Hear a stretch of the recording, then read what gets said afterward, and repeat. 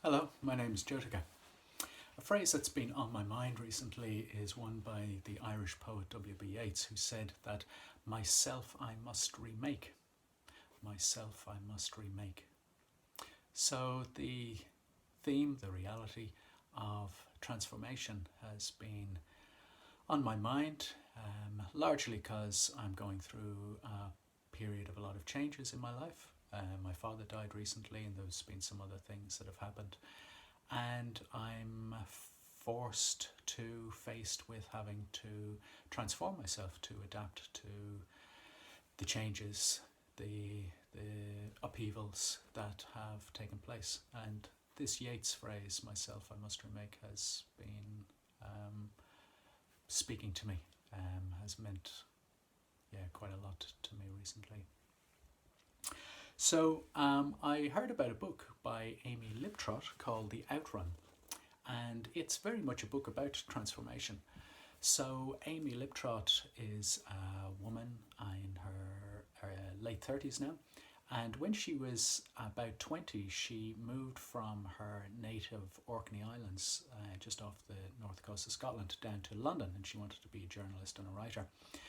But she was a nervous young woman, and she began drinking to quell her nerves initially, and then a few drinks after that would make her more vivacious, but she just couldn't stop. And she drank more and more and more, and she drank on her own, and she couldn't go out without drinking.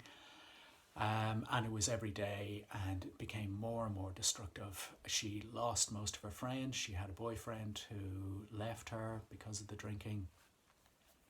She lost her job. She couldn't hold down jobs. She became very, very difficult. Got herself into a number of very dangerous situations, and hit rock bottom and realised she had to get into rehab. So she went into rehab, and after rehab she moved back to Orkney. And she wasn't too sure what she wanted to do there, but she knew that she had to get away from London, and she wanted to go back home for a while. It was very difficult for her, very, very difficult. But she was determined to stay off alcohol and to transform her life, to make herself anew.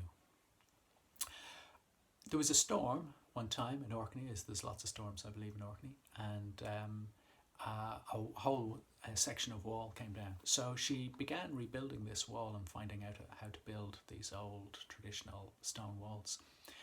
And after that, then the lambing season came, and her father, who was a sheep farmer, asked if she could help him out, which she did, and she stayed in the caravan on the farm.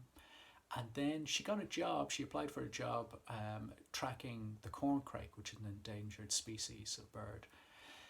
And she did that at night, and she just got more and more interested in Orkney and nature, the islands, the life on the islands, the history, the flora and fauna.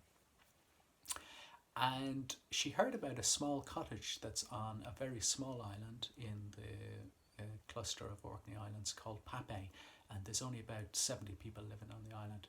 And there was the RSPB have a small cottage there, Rose Cottage, that's vacant in the winter months. So she asked if she could stay, and they said she could. So she went over there for a few months and got into sea swimming and tracked birds. Got into snorkeling, took long walks, and got to know the community, which she said was a lot more diverse than it was in London.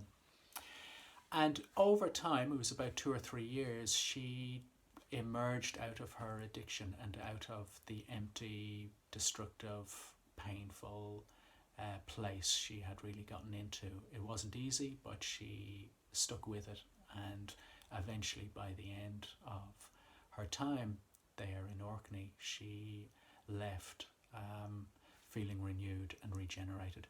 So she doesn't talk about it as a spiritual journey, but it seems like it is one.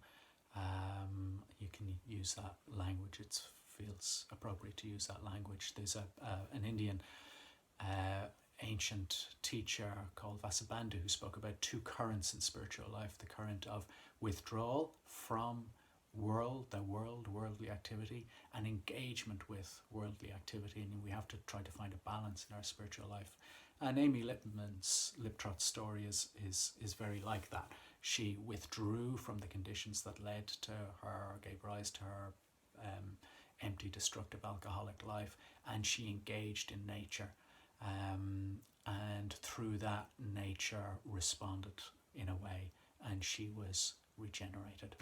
So I'll just finish by reading the last few lines of the book, but well worth the read if you just want to see transformation in action, and very, very, very well told, and a really remarkable woman, so courageous and articulate.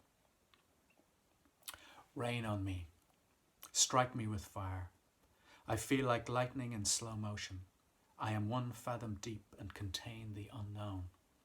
I am vibrating at a frequency invisible to man, and I'm ready to be brave. From the upper saloon of the ferry, I watch Pape disappear over the horizon.